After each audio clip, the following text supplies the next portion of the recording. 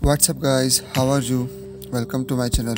So we have been seeing a lot of Galaxy Note 20 Ultra information lately, including the renders, rumors, official images and even hands-on video.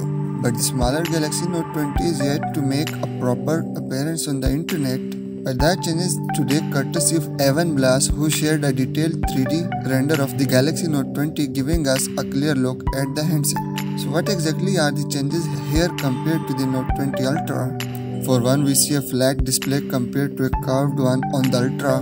A lot of people dislike curved displays, especially on Galaxy Notes, because it's harder to use the S Pen on the edges, so a flat display will give more surface area to play with the stylus. Another thing about flat displays is that they are inexpensive compared to the curved ones. Displays are one of the costliest components in a smartphone, so this will help Samsung price the Galaxy Note 20 aggressively. Also, the phone has rounded edges compared to the boxier look of the Ultra, and the bezels are noticeable at the bottom. The camera cutout on the front looks significantly bigger than the Note 20 Ultra.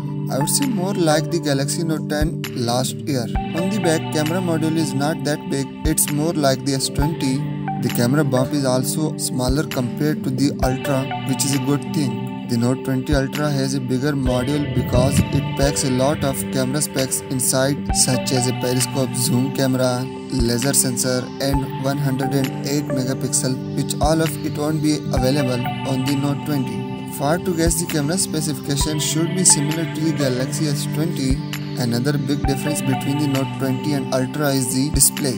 Not only the Note 20 has a lower resolution display at Full HD+, but the refresh rate is also lower at 60Hz compared to 120Hz LTPO on the Ultra. All of these compromises will mean this handset will be affordable. The exact price is still unknown, but leaked prices for South Korea indicated that it's going to be cheaper than the Note 10 last year. So expect it to be somewhere between $900 and $950.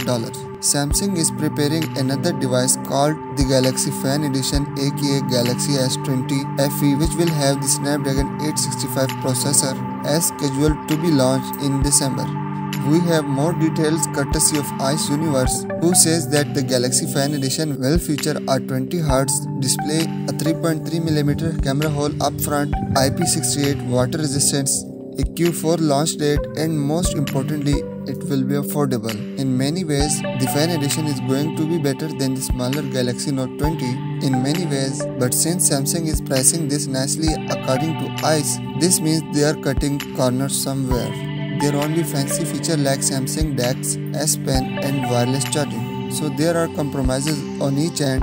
So what do you guys think about this phone? Let me know down in the comment section, and as always, I will see you in the next video. Subscribe to my channel and press the bell icon so you never miss any video from my channel. Thank you.